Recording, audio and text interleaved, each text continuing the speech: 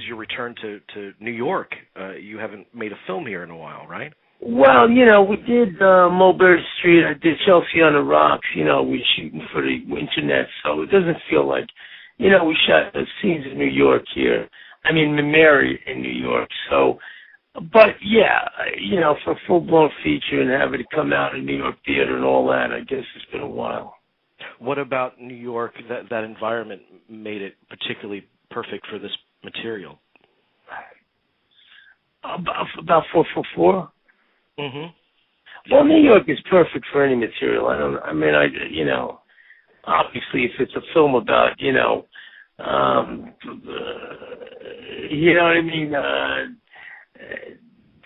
creatures in a desert, I don't know that, but otherwise, New York is a pretty fertile environment for any kind of movie.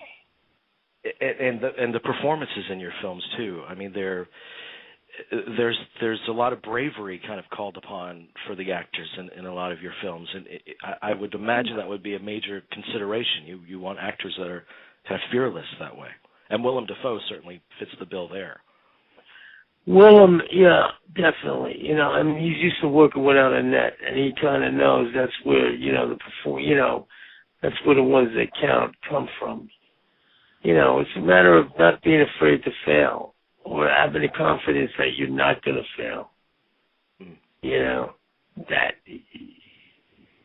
gives you that look, or, gives you the movie you're talking about, a film that has that kind of emotional fire to it.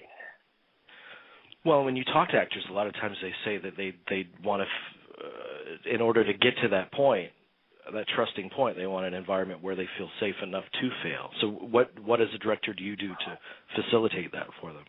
That's a good question. I mean, for a director, you have to do everything. You really have to be, run interference. I mean, it's your job to, everything is being channeled. The whole film is being channeled through the actor. I mean, from the story, what you see mostly in film, but a character. It has to be channeled through him, and it's funny, he represents all the, from the designer to the editor to the writer to the musician to me, the director. You know what I mean? It's all put into him, and you want him out there with the trust and the confidence, and that he could make his moves, that he could do what he does, what Willem does, and Shannon did it too with him. To find and create something, that special thing. Well, yeah. I know it's. I wish I could be more specific. But no, that's fine. That's great. But particularly in this film, I mean, there's kind of a level of intimacy between Willem and Shannon, and I would think that would translate into the environment on the set.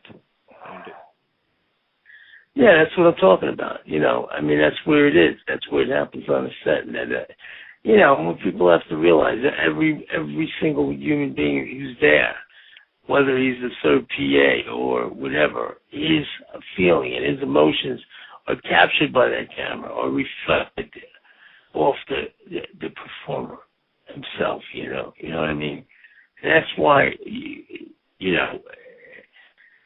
so much of the job is just to allow him to do his thing. Do you feel like, because this film deals with the last hours that we have on Earth and how we choose to occupy those hours, but a lot of critics have mentioned that it's oddly life affirming, and I'm curious. Considering we kill everybody on the planet.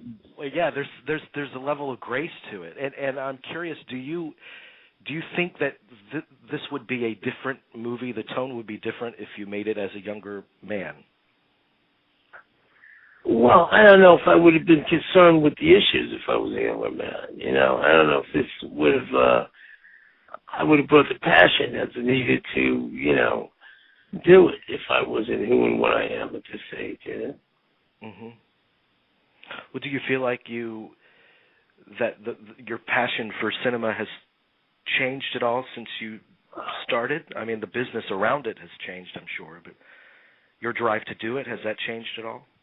No, I don't think it has. Really. I mean, although, maybe you look back at your young years with the rose-colored glasses, but I don't think I have changed all that much in terms of what I'm expecting and what I want from the process, from making movies,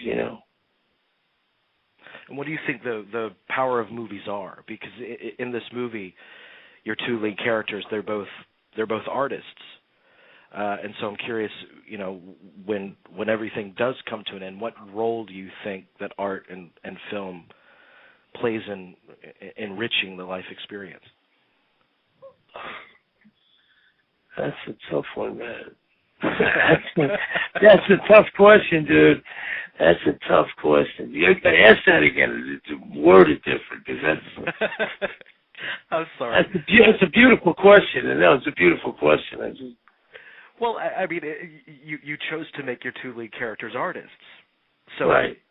How do you think art enriches the life experience, especially, when you know that everything's going to end? I mean, how does what matters in the end?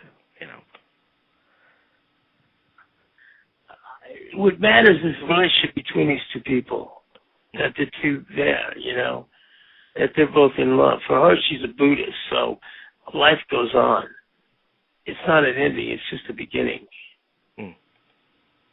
I think he's at the point where he knows that he doesn't know, and he's willing to follow her out into the world that of the afterlife. Mhm.